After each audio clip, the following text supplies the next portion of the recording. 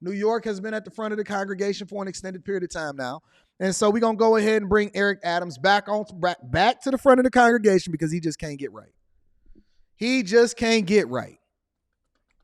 What's going on with Eric Adams? What is going on with Eric Adams? Why on God's green earth is Eric Adams hell-bent on inflicting all of this pain and trauma on New Yorkers? Question, is Eric Adams going to win another term? When Eric Adams is up for re-election, will Eric Adams, as he's running New York into the ground, will Eric Adams win another term? Will he? Why is he so hell-bent on continuing to remove resources from New Yorkers on behalf of the taxpayers? Those are the people that fund his job. Those are the people that pay for the city services. Those are the people that pay for the infrastructure updates. Those are the people that pay for your police officers. Why would he take away from these people in order to support people that he don't even know? Have y'all ever been a cable customer, like a Comcast customer? Or, you know, whatever it is kind of customer, whether you go with your wireless service, AT&T, Verizon, whatever that is. Have y'all ever been a cable customer back when you had cable TV, right? Or internet cable customer, Spectrum, wireless, all of that type of stuff, right? And it's a different amount every single month, or you got problems with your bill, or you got problems with your service, and they treat you like a POS. And then you look over to your neighbor, and they just moved into the neighborhood, and they get all of these incentives and these discounts in order to show up and then sign up for new service. And over the next year or two, they getting way cheaper service, but better service and better customer care and so on and so forth. That thing used to bother me. It used to bother me so much when I would sign up for a cable company, right? And then they get a whole package deal. They get TV, phone, internet, super speed, fiber optics, special effects when they turn on their TV, a gift card, the whole 9 yards when they sign up. And then when you go to renew your plan, they be like, And it's not until you're about to leave that they then want to start giving you all of the discounts. And they, wait a minute. In order to stick around with us, Mr. Daniels, we're willing to give you the sun and the moon because we don't want you to leave. Why you got to wait until I'm leaving before you start to treat me right, just like a bad relationship with a woman that's for the streets? Why are you trying to beg for me to stay? You wasn't trying to do the right thing when I was here, so what makes you think that change behavior is actually going to be any different going forward? Why would we call you the new cable company when you in the same old cable company the entire time? That's the way that I look at New York. I look at New York the same exact way as I looked at the cable companies. They've been robbing us for years, and it wasn't until we was ready to cut the cord that they decided that they wanted to start doing the right thing. Well, let's go ahead and bring Eric Adams to the front of the congregation, and let's see what's going on in New York. Make sure y'all hit a like for the algorithm. Subscribe to the channel and turn on your notifications. Let's rock, ladies and gentlemen. Let's take you to New York now. New York's migrant crisis is now hurting the bank accounts of city workers that people rely heavily on the most. Police, fire, sanitation, and corrections departments have all been directed to cut their overtime because of it. Mayor Eric Adams slashing paychecks for officers and firefighters to pay for the 100,000 migrants who have arrived in the Big Apple over the last year. With no end in sight, Adams estimating that caring for all of these people will cost billions of dollars. Emily Finn explains how he's trying to find funding for all of that. Hey, Emily. Eric Adams is implementing a cut across the board. Police officers, firefighters, every single department, water, sanitation, administrative services, tags renewal, meter maids.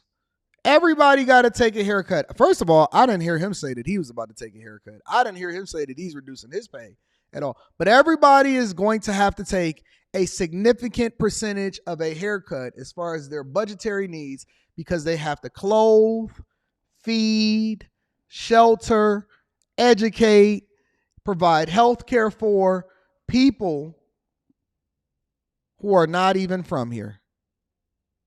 That is insane.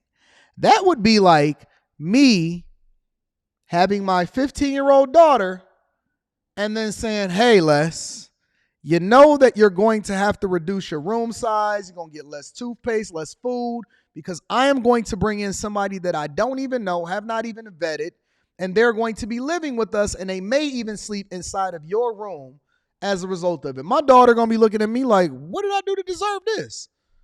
All I did was do my chores, take care of business, and I'm going to have my daughter cleaning up after them. Does that sound right? Does that make sense? And I'm going to have my wife feeding them first. And they're going to be able to sleep inside of my bedroom. How crazy does that sound? How insane does it sound? And they're getting more every single day. Every single day. So now Eric Adams is going over to Biden and he's saying, hey, listen, buy to the den, Biden.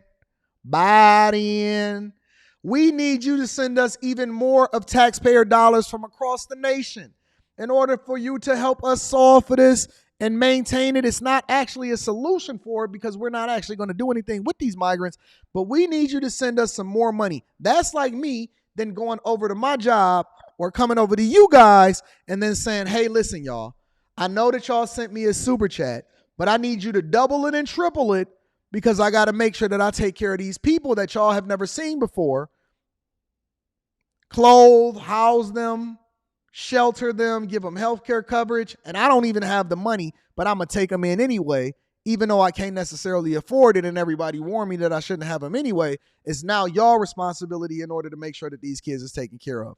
How does that make sense? How does that make sense? Emily. Hey, Marky, good morning. Well, the overtime pay cuts is going to be for firefighters, police, sanitation workers, and others as a way to pay for housing the influx of migrants arriving in New York City from the southern border. But crime in the Big Apple is higher now than it was before the pandemic, sparking concerns about moving funds away from law enforcement.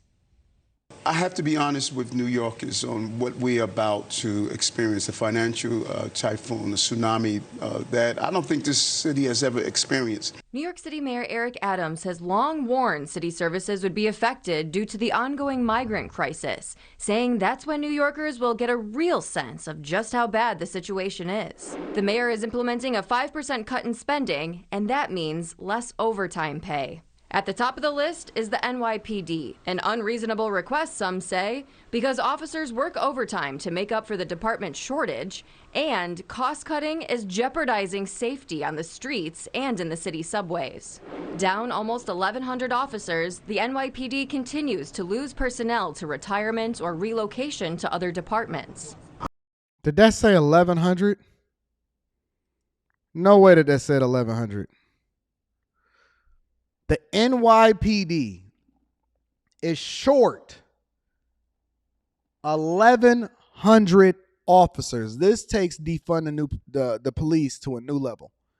This takes defund the police to a new level. You mean that we're jeopardizing public safety and we're already having to backfill and make sure that other people have to work additional shifts just to be able to fill the shortage that we have within our department right now.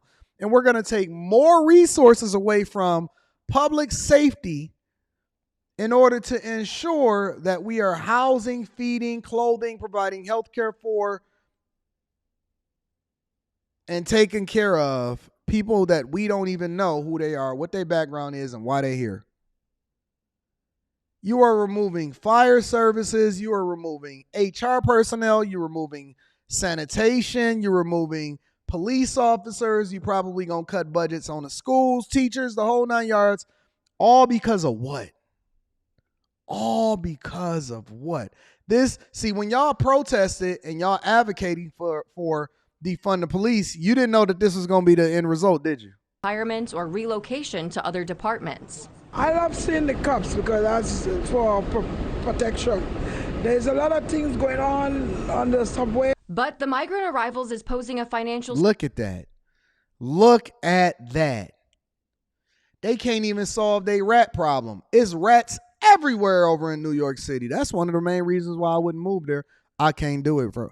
I can't do it. You're not about to send me out there with all of the rats. Nope. Nope, nope, nope. Look at that. Look at our Big Apple. You know that people once considered the Big Apple the capital of America? They considered New York City the capital of America, meaning that this was the beacon. This is the place. If you really wanted to get a pulse on what's going on in America, you want to go over to Wall Street, you want to see the hustle culture, you want to understand public transportation, how we've evolved, you want to see some of the greatest skyscrapers, best parks, interesting zoos. You want to meet a melting pot of different people that's from all walks of life and the best of the best, then you go over to New York City. If you want to really understand the culture, you can go over to the 5 different boroughs in order to understand. New York had their own style, their own culture. Now New York has no identity. You know why? Because we're going to run it into the ground. And according to Mayor Eric Adams, you are now facing, not only did they remove Airbnbs, not only did they raise the rents, not only did they remove public safety, not only did they continue to vote into office people that don't have your best interests at heart, now you are going to experience a financial tsunami that is going to impact you like nothing that you've ever seen. This is according to this is word for word, quote what he said. You are going to experience a financial tsunami that is worse than anything that you've ever seen prior to, as far as New York is concerned. Strain on the city. The cost of housing, feeding, and educating the migrants is expected to approach $12 billion, the mayor says, if the federal and state government doesn't send significant funding to help offset the city's cost. This issue will destroy New York City. No, you're going to Fire, destroy New York sanitation, City. and corrections departments have all been told to do the same thing to cut OT cost, and the city's public school system is also cutting programs. The city's public school system. The city's public school system. That is the system that is paid for specifically by your tax dollars. When you pay your high property taxes, when you get your paycheck, New York City has some of the highest taxes in the entire country. If you make $100,000 a year, you're going to be taking home as a single person less than $67,000 a year after all of the costs and expenses come out of your paycheck. Shout out to Aaron. I'm going to be reading that super chat shortly. If you make $100,000 a year, you are going to take home less than $67,000 a year after expenses. That's not 401k. That's not your 403b. That's not your Roth IRA. That is not your Roth 401k. That is not any kind of extra deductions that go on top of it. That's on top of whatever it is that they taxing you in food and whatever it is that they're going to tax you as far as property taxes. So they double milking you and then they triple bilking you, and you ain't even got food to be able to feed your family. Shout out to the Nice for Everything. I appreciate you. And you are going to allocate those dollars. See, people are willing to take a haircut. They're willing to take a budget cut in order to preserve their jobs, in order to do the right thing.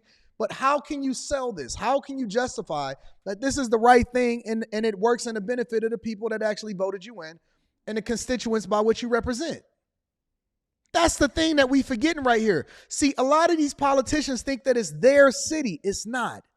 You're there on behalf. You're a representative of. You are being paid by the taxpayers to do the thing that's in the best interest of the people, to listen to the people, to get a pulse of the people. That's why you have community meetings. It's not so you can tell them what they're going to do. It's so that they can tell you and voice their concerns for you to solve for them. And we've gotten so far removed from who it is that we are as a country, what these jobs are supposed to be, and who it is that you serve. You serve the people. The people are your bosses, meaning that you have to do the thing that's in the best interest of the people, not do the thing that's in the best interest of your political career, of you brown-nosing, of you trying to look up to and sniff up to and trying to get another job and all of that. No, you have to do the thing that's in the best interest of the people.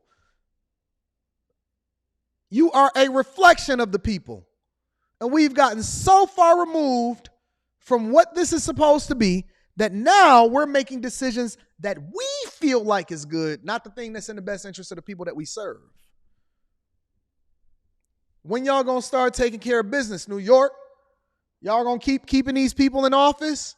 You still voting the same type of way? You still rocking out with the people that's willing to make you take a haircut, even though you already down 1,100 officers? And it's a strong possibility that the response time, if you need these officers, that you pay for their salary with your tax dollars. These teachers that you pay for their salary with your tax dollars. Your kid gonna be cold in school, the wintertime is coming, and they're gonna reallocate those funds in order to build more migrant shelters that there's no end in sight. And see, here's the biggest deal. There's no end in sight. They're not going to cut off the spigot. They're not going to turn off the water. They're going to continue to get migrants every single day, meaning that you have nothing but haircuts coming. You have nothing but budgetary restrictions. You have nothing but slow response times. And you have a defeated, overworked workforce that works on behalf of the city that is not even doing, that's only going to foster more leaving, trash workplace culture, and an I don't care mentality, because they're now going to just be overglorified babysitters. The teachers, the police officers, the firefighters, they know they can't do nothing about it because they're restricted based off of leadership. Leadership. Leadership. And we don't have a whole lot of it in this country.